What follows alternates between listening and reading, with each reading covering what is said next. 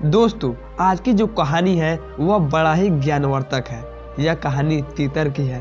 तीतर कहता है, जो इंसान अपने जीवन में सुख समृद्धि पाना चाहता है और हमेशा सुखी जीवन जीना चाहता है, वह इंसान इन 8 बातों को अपने जीवन में हमेशा याद रखे और कोशिश करे कि यह 8 बातें अपने बच्चों को भी बताकर जाए। प्रिय दोस्तों, इसी 8 अनमोल बात तीतर बताता है और कहता है कि जो इंसान इस 8 बातों को अपने जीवन में उतार कर रखता है, उसकी जीवन में कभी भी किसी प्रकार का कोई संकट नहीं आ सकता है और वह इंसान अपने जीवन में कभी भी धोखा नहीं खा सकता।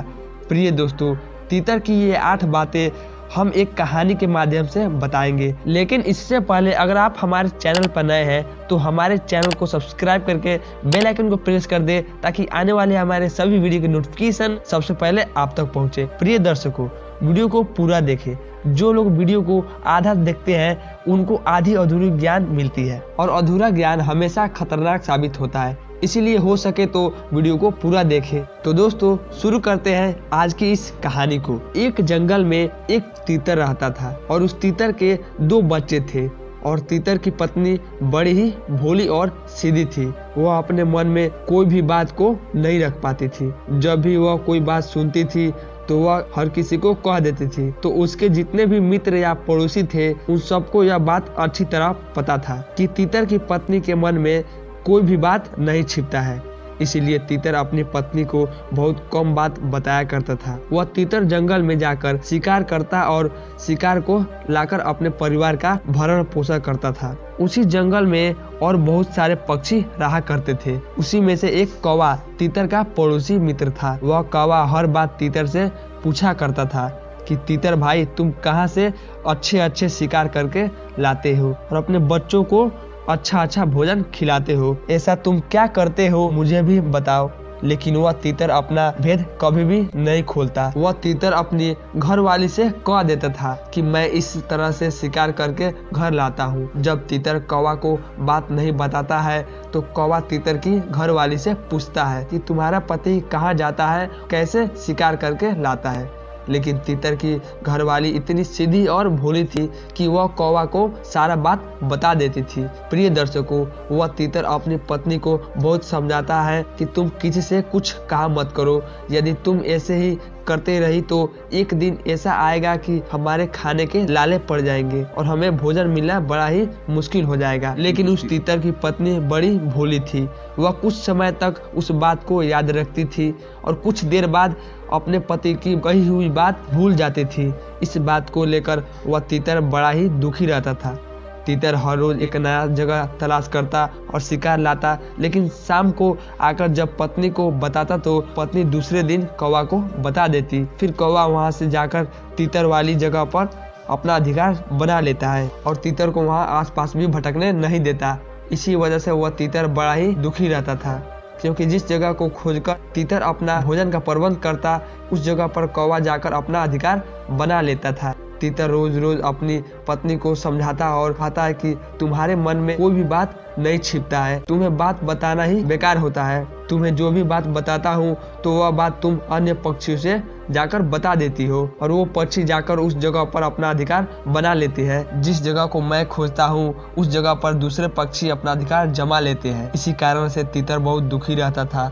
अब धीरे धीरे तीतर की पत्नी की वजह से तीतर को यह नौबत आने लगा कि उसको कहीं भी भोजन मिलना बड़ा मुश्किल हो गया। तीतर को अपनी पत्नी और बच्चों को भोजन खिलाना भी बड़ा मुश्किल होता जा रहा था, क्योंकि तीतर जब भी कोई नया जगह खोजता तो कौवा वहां जाकर अपना अधिकार बना लेता और तीतर को उस जगह पर भटकने भी नहीं देता। अब तीतर के सामने बड़ी चुनौती आ गई थी कि वह अपनी पत्नी और बच्चों को पेट पालन कैसे करे। तीतर ने अपने और अपने परिवार के लिए जितना भी भोजन इकट्ठा कर रखा था वो अब खत्म होने लगा। अब तीतर और उसके परिवार को भूखा मरने का नौबत आने लगा। अब तीतर भोजन के लिए दिन भर भटकता रहता था, लेकिन उसे भोजन मिलना बड़ा मुश्किल हो रहा था। ये सब तीतर की पत्नी की वजह से हो रहा था, क्योंकि तीतर की पत्नी के मन में कोई भी बात नहीं रुकता था। इसीलिए तीतर को बड़ी ही परेशानियों का सामना करना पड़ रहा था। कई बार ऐसा नौबत भी आ गया कि उनको भूखा ही सोना पड़ा। तीतर अपनी पत्नी को रात दिन बोलता रहता था कि यह सब तुम्हारी वजह से हो रहा है। यदि तुम्हारे मुख से थोड़ी सी भी बात रुकती तो आज ये नौबत नहीं आती। तीतर की पत्नी तीतर से कहती है कि देखो जी, मेरे पर चिल्लाने की जरूरत नहीं है। यदि हमारा पेट पालने का क्षमता आपके पास नहीं है तो ऐसे ही कह दीजिए, फालतू में मुझे दोषी ठहराते हो। तीतर इसी बात से बड़ा परेशान था और तीतर दिन भर भटकता भटकता एक साधु के आश्रम पर पहुंचता है। साधु के आश्रम पर पहुंचकर साधु को प्रणाम करके और चुप होकर बैठ जाता है। जब साधु उस तीतर को देखता है कि तीतर बड़ा शांत बैठा है तो साधु सोचने लगता है कि तीतर के जीवन में कोई समस्या है। वह साधु तीतर के पास जाता है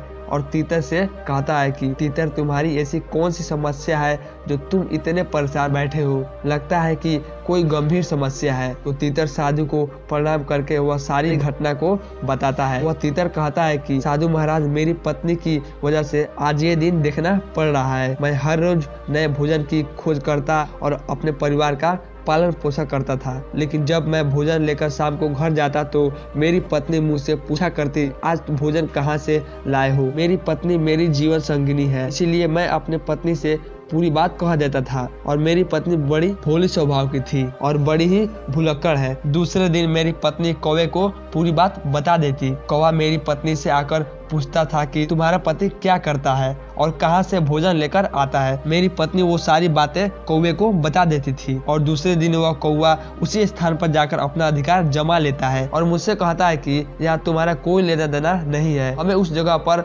भटकने भी नहीं देता है।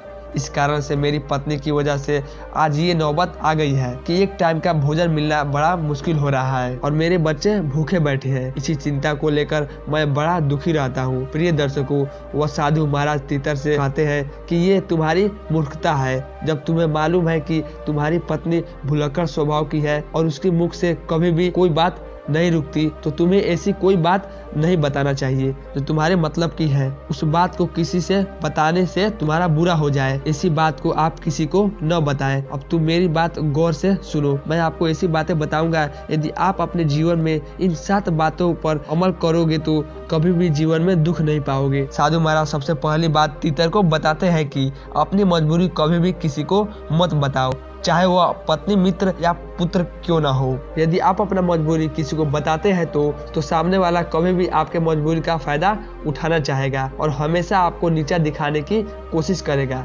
इसीलिए अपनी मजबूरी कभी भी किसी को नहीं बताना चाहिए। उसके बाद दूसरी बात साधु महाराज तीतर को बताते हैं और साधु महाराज कहते हैं कि तीतर भाई, जो दूसरी बात मैं आपको बताने वाला हूँ, इसको अपने जीवन में हमेशा याद रखना। और साधु महाराज तीतर को दूसरी वह बात बताते हैं, अपने भविष्य की गलतियां किसी को नहीं बताना चाहिए। यदि आप अपनी भविष्य की गलतियां किसी दूसरे को बताते हैं तो सामने वाला उस गलती को पकड़कर आपको नीचा दिखाने की कोशिश करता है और आपको कभी भी तरक्की नहीं करने देगा। यदि आप अपने भविष्य की रणनीतियां किसी को बताते हैं तो आपसे पहले सामने वाला रणनीति तैयार कर लेगा। उससे हमेशा आपको युद्ध में परास्त होने का खतरा बना रहता है। इसीलिए अपनी भविष्य की रणनीति कभी भी किसी को नहीं बतानी चाहिए। उसके बाद साधु महाराज तीतर को तीसरी बात बताते हैं और कहते हैं, अपने घर की बातें कभी किसी को नहीं बताना चाहिए। यदि आप अपने घर की बात किसी को बताते हैं तो आप अपने परिवार, समाज में अपना मान प्रतिष्ठा खो बैठेंगे और आप कभी भी आप अपने समाज में सर उठाकर कुछ बोल नहीं सकते। सामने वाला आपके घर की बात सुनकर हमेशा उसका फायदा उठाना चाहेगा। इसीलिए भूलकर भी अपने घर की बात किसी दूसरे को मत बताएं। और चौथी बात तीतर को साधु महाराज बताते हैं और कहते हैं कि अपनी कमाई का जरिया कभी किसी को नहीं बताना चाहिए कि आप कहां से कमाई करते हैं और आप कहां से भोजन इकट्ठा करते हैं। यदि आप अपनी कमाई का जरिया किसी को बताते हैं तो आपके कमाई का जरिया खत्म भी हो सकता है। क्या पता सामने वाला आपके कमाई का जरिया पर अपना अधिकार जमा ले। जिस तरह आज तीतर के साथ हो रहा है, इसी तरह यदि आप अपने कमाई का जरिया किसी को बताते हैं तो क्या पता आपके कमाई का साधन ही खत्म हो जाए। उसके बाद पांचवी बात तीतर को साधु महाराज बताते हैं और कहते हैं कि अपनी ताकत और कमजोरी भी किसी को नहीं बताना चाहिए। यदि आप अपना ताकत किसी को बताते हैं तो वह आपकी ताकत को तोड़ सकता है और यदि आप अपना कमजोरी किसी को बताते हैं तो वह आपके कमजोरी का फायदा उठाएगा। इसीलिए अपनी कमजोरी और ताकत भी किसी को नहीं बताना चाहिए, चाहे वह कितना भी सगा संबंधी क्यों ना हो।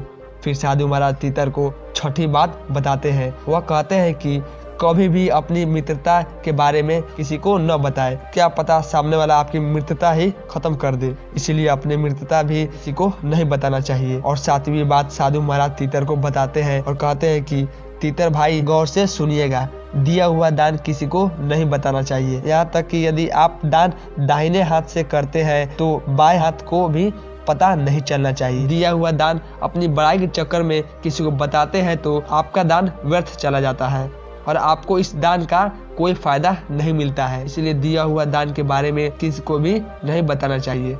साधु महाराज की ये 7 बातें तीतर के दिमाग में बहुत अच्छी तरह से बैठ गया और साधु की इन 7 बातों की वजह से तीतर का जीवन पहले जैसा सुखमय हो गया। तो दोस्तों यह वीडियो आपको कैसा लगा? अच्छा लगा तो इस वीडियो को लाइक और इस चैनल को सब्सक्राइब करना मत भूलिएगा। तब तक के लिए थैंक्स फॉर वॉचिंग।